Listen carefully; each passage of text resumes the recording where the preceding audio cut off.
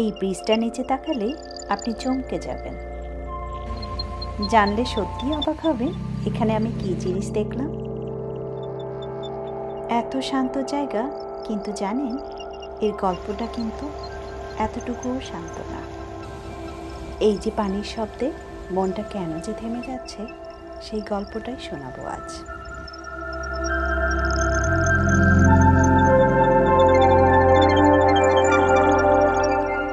আপনারা কেমন আছেন সবাই?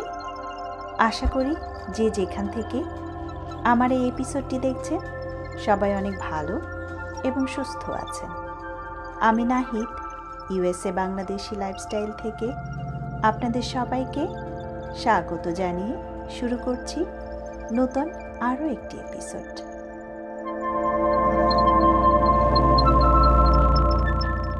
আজকের এপিসোডটা খুব সিম্পল কিন্তু খুব শান্ত একটা অনুভূতির।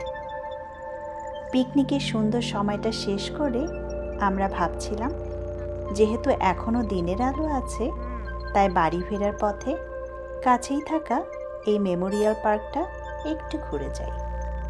তারপর হঠাৎ করেই আমরা ঢুকে পড়লাম এই ছোট্ট পার্কটিতে। দেখতে একদম সাধারণ, কিন্তু ভেতরে ঢোকার পর মনে হলো না, জায়গাটা একটু আলাদা। এই জায়গাটার নাম হচ্ছে ওয়ার মেমোরিয়াল পার্ক। এই পার্কের নামের পেছনেও একটা ইতিহাস আছে।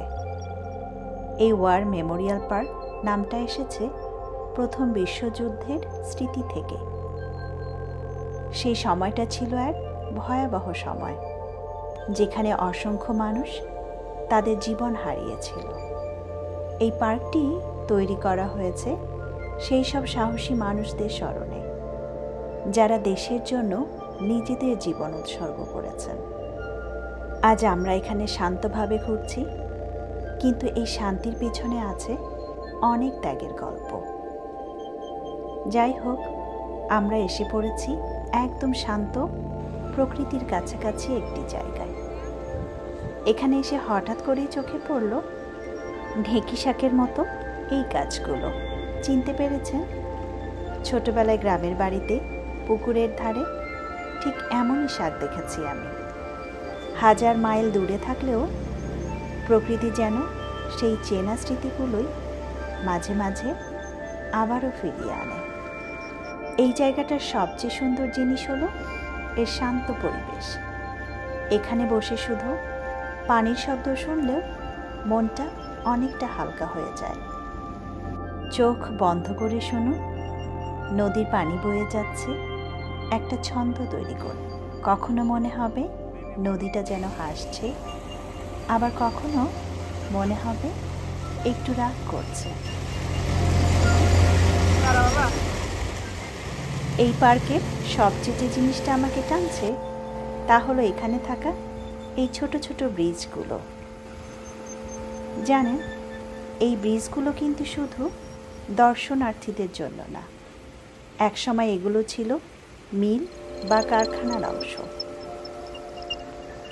ভাবতে পারেন, আজ যেখানে আমরা দাঁড়িয়ে ছবি তুলছি, একসময় সেখানে কাজ হতো, শব্দ হতো, জীবন চলত।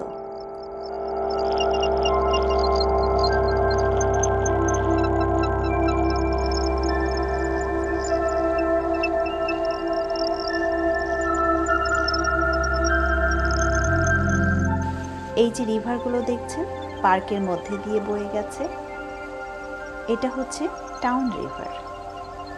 এই নিউ ইংল্যান্ডের অনেক নদীর মতোই এই নদীকেও এক সময় শক্তির উৎস হিসেবে ব্যবহার করা হতো। কারখানাগুলো চালানোর জন্য পানির এই প্রবাহকে ঘুরিয়ে দেওয়া হতো। তৈরি করা হতো স্লুইস গেট আর রিটেইনিং ওয়াল।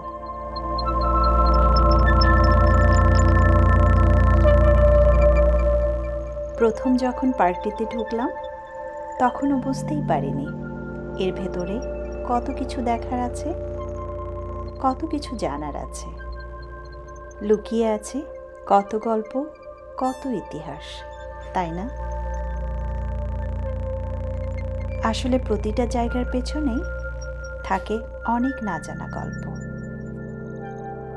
শুধু দরকার সেগুলো খুঁজে দেখার মতো একটু সময় আর জানার ইচ্ছা।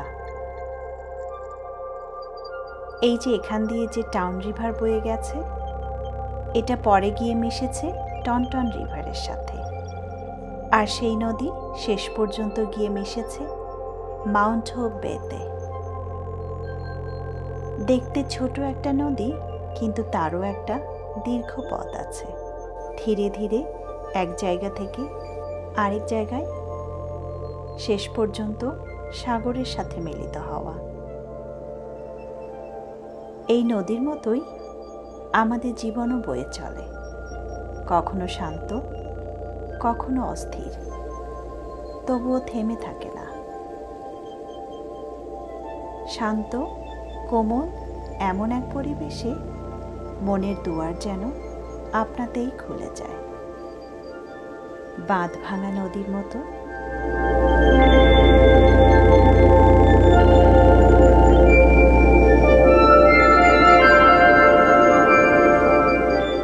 এই যেমন দেখেন, আমার বান্ধবী তার মেয়েকে নিয়ে বসে আছে আর মনের আনন্দে গান গেয়ে যাচ্ছে। মনে হচ্ছে এই মুহূর্তে যেন পৃথিবীতে শুধু ওরাই আছে, আর চারপাশে এই নীরব শান্ত প্রকৃতি।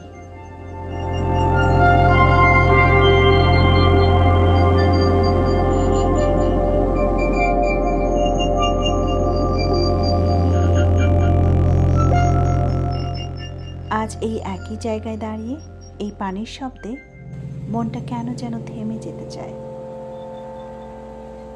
মনের কোণে উকি দেয় আমার দেশের নদীগুলোর স্মৃতি। হাজার মাইল দূরে থেকেও এই স্রোতের শব্দ যেন আমাকে ফিরিয়ে নিয়ে যায় সেই চেনা জায়গাগুলোতে। আর সত্যি বলতে এখানে এসে একটা জিনিস খুব ভালো লাগলো। কত সুন্দর পরিকল্পনা, কত নিখুঁত ইঞ্জিনিয়ারিং, সব কিছু কত যত্ন করে রক্ষণাবেক্ষণ করা হয়েছে। প্রকৃতি আর মানুষের কাজ দুটো মিলেই যেন এই জায়গাটাকে এত সুন্দর করে তুলেছে। ভাবতে অবাক লাগে, এই যে পাথরের দেয়ালগুলো দেখছেন, এগুলো তৈরি করতে কতটা কষ্ট হয়েছিল, কত পরিকল্পনা আর কত প্রকৌশল দক্ষতা আর কত মানুষের পরিশ্রম লেগেছিল এর পেছনে। শুধু টাকা থাকলেই তো এমন কিছু সম্ভব না। এর পেছনে ছিল অগণিত মানুষের ঘাম, সময় আর কঠোর পরিশ্রম। হয়তো কেউ দিনের পর দিন এখানে কাজ করেছে, হয়তো কেউ এই নদীর ধারে দাঁড়িয়ে নিজের জীবনের গল্প লিখেছে। তাদের সেই পরিশ্রমে আজকের এই শান্ত সুন্দর জায়গাটাকে বাস্তবে রূপ দিয়েছে। আপনি চাইলে এখানে ছোট একটা পিকনিকও করতে পারেন। পিকনিক টেবিল আছে, বেঞ্চ আছে, বসে কিছুক্ষণ সময় কাটানোর জন্য একদম পারফেক্ট একটা জায়গা। প্রতিটা ঋতুতে এই জায়গাটা এক এক রকম লাগে। শরতে পাতা লাল হয়ে যায়, শীতে চারপাশ ঢেকে যায় বরফে, আর বসন্তে ফিরে আসে সবুজ। জায়গাটা হয়তো ছোট, কিন্তু অনুভূতিটা অনেক বড়। এখানে এলে মনে হবে একটু থেমে থাকা যায়। তাই যদি কখনো আসেন, একটু সময় নিয়ে বসবেন, নদীর দিকে তাকাবেন আর শুধু উপভোগ করবেন সেই মুহূর্তটা। আজকের এই এপিসোডটি এখানেই শেষ করছি। আশা করি আপনাদের ভালো লেগেছে। যদি ভালো লেগে থাকে তাহলে লাইক দেবেন, কমেন্ট করে জানাবেন এবং আপনার প্রিয়জনদের সাথে শেয়ার করবেন। আর এমন আরও ভিডিও দেখতে চাইলে চ্যানেলটা সাবস্ক্রাইব করে পাশে থাকবেন। আবার কথা হবে নতুন কোনো ভিডিওতে। সেই পর্যন্ত আপনারা সবাই ভালো থাকবেন, সুস্থ থাকবেন। শুভরাত্রি।